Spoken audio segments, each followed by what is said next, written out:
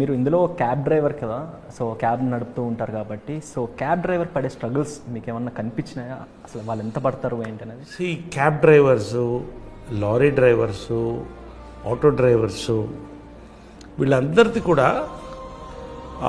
For example ఒక చిన్న ఉద్యోగ గుమస్తా ఉన్నాడు అనుకోండి, గ్యారంటీగా అతనికి ఈ నెల నాకు 15,000 వస్తుంది అనే నమ్మకం ఉంటుందండి. వీళ్ళకి ఆ నమ్మకం ఉండదు, టైమింగ్ ఉండదు. రెండోది, ప్యాసింజర్ ఎక్కేవాళ్ళు ఎలా ఉంటారనే గ్యారంటీ లేదు. గొంతు నెలని తీసుకెళ్ళిపోయేవాళ్ళు కూడా ఉంటారు. వీళ్ళు ఎక్కడ భోంచేస్తారో తెలియదు, ఎప్పుడు తిరిగి వస్తారో తెలియదు.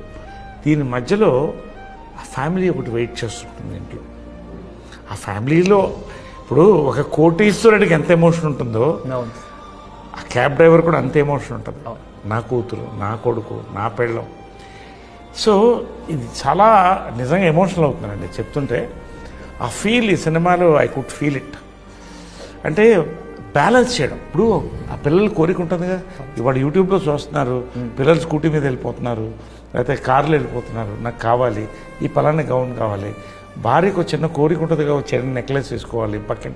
సో ఇవన్నీ కూడా ఈ సెగ్మెంట్ ఆఫ్ పీపుల్కి ఇట్స్ వెరీ బిగ్ బర్డన్ అండి. వాళ్ళు హై ప్రెషర్లోనే ఉంటారు వాళ్ళు.